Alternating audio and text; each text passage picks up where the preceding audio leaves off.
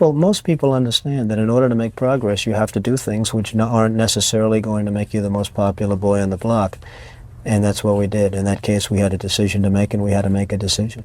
Is that something you learned all by yourself, or was it instilled in you by your father or your grandparents or anyone? I think maybe it's something that was instilled, and maybe it's something that you've learned through a little bit of trial and error over the years. I think this country maybe is a good example. I just don't feel the country is going forward in the proper direction. We could have made quick decisions, and we would have been a lot better off than the way we've been sitting around over the last couple of years and just watching everybody else do everything, and we just sit back and take everybody's abuse. It's a very sad situation that somebody isn't there making the decisions and pushing the right and proper, I don't want to use the word buttons, frankly, but pushing the right levers so that we can go out and do things as we're supposed to be doing them.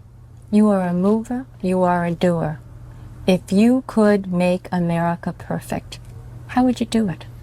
Well, I think that America is a country that has tremendous, tremendous potential. I think that much like the mind, I think that America is using very, very little of its potential. I feel that this country with the proper leadership can go on to become what it once was.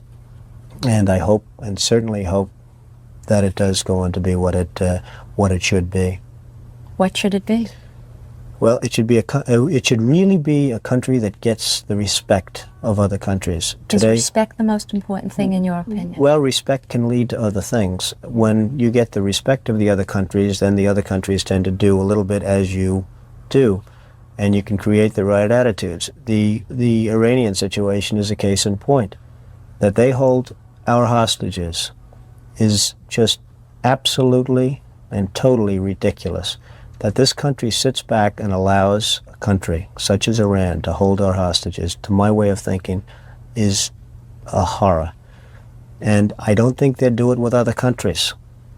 I honestly don't think they'd do it with other countries. Obviously, you're advocating that we should have gone in there with troops, etc., and brought our boys out. I absolutely feel that, yes. I don't think there's any question, and there's no question in my mind.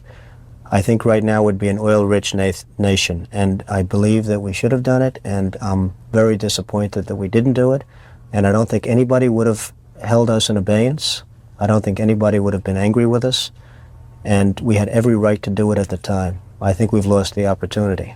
Donald, would you have wanted to be one of those men to have gone to Iran, and taken those fellows out? No, I wouldn't have wanted to be, but I would have done it.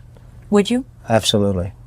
If I were the age, if I were in the military. There were a lot of those fellas who went for that aborted coup, who were 34 years old and older. They were your age. That's right. If you were called upon, would you? I know it's easy to say, yes, of course I would go. But if the phone rang right now and someone from the Selective Service had said, Donald, we're taking every young man 34 years of age, we're sending him to war, would you go to war? No, I don't see a war. You see, the war this is not a Vietnam situation, fortunately.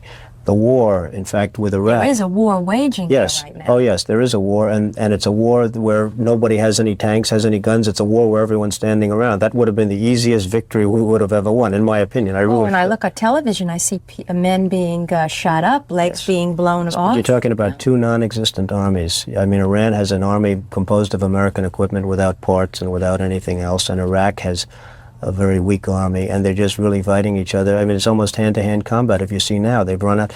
It's a sad situation, Rona, but it's a situation which ultimately is going to get much worse. That little sparkle of war, that little sparkle is going to lead, in my opinion, to a much, much greater conflict, and I think that's very unfortunate. And I think a lot of it has to do with this country and the fact that this country is not more involved in terms of setting policy in that area. Do you think perhaps that the oil industry is responsible for this, as the late Shah once implied? Well, I wouldn't want to criticize the oil industry because I wouldn't know enough about it, but I can tell you that I think this country is responsible for that war by its own weaknesses. I don't think you'd have this war if they, again using the other word, if we were respected, properly respected as a country and as a people and as a nation. I don't think that you would have the war going on right now between Iran and Iraq. I don't think that Iran would have our hostages for 10 minutes. If they respected this country, I don't believe they would have our hostages for 10 minutes.